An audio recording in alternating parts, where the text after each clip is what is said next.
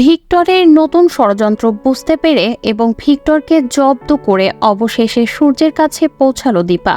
কারণ দীপা ভালোভাবেই জানে ভিক্টর কেমন স্বভাবের মানুষ।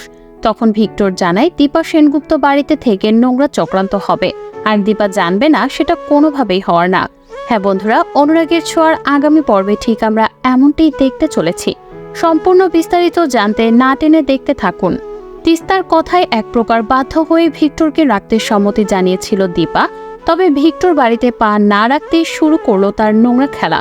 এরপরে হঠাৎ করে সূর্যের নামে পার্সেল, যা দেখে রীতিমতো সেনগুপ্ত বাড়িতে সকলে ভীষণ অবাক হয়ে যায়। কারণ যেখানে সূর্য এই বাড়িতেই থাকে না, সেখানে সূর্যের নামে পার্সেল কেন এই বাড়িতে আসবে? তারপরেও সূর্যের অনুপস্থিতির কারণে প্রবীর পার্সেলটা রিসিভ করে।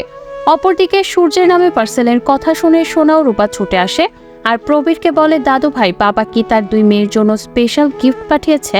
উত্তরে প্রবীর বলে, সেটা তো এখনো আমরা জানি না দাদু ভাই, তবে চিন্তার কোনো কারণ নেই, এক্ষুনি তা জানতে পারবো। এই বলে প্রবীর জয়কে বলে পার্সেল খুলে দেখতে। তবে পার্সেল খুলতেই সেনগুপ্ত পরিবারের সকলে অবাক হয়ে যায়, কারণ পার্সেলের মধ্যে শুধুমাত্র কিছু নুড়ি পাথর ছাড়া আর কিছুই সেখানে ছিল না। কিন্তু কে পাঠালো এই নুড়ি পাথরগুলো, এটা নিয়ে সকলে ভীষণ চিন্তিত হয়ে পড়ে। অন্যদিকে দীপা আর জয় ছুটে যায় সেই ডেলিভারি ম্যানকে ধরার জন্য। তবে দীপা ডাক দেওয়া মাত্রই ডেলিভারি ম্যান অতি দ্রুত সেখান থেকে পালিয়ে যায়।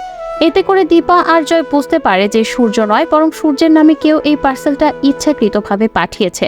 আর এটা যে পরিকল্পিত একটা ষড়যন্ত্র সেটা আর বুঝতে বাকি থাকে না দীপার।